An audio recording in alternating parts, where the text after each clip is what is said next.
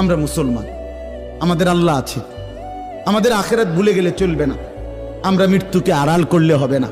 আমার বাপ স্বীকার করলেও মরতে হবে, স্বীকার না করলেও মরতে হবে। হবে কিনা বলেন? চোখ বন্ধ রাখলেও মরতে হবে, চোখ খোলা রাখলেও মরতে হবে।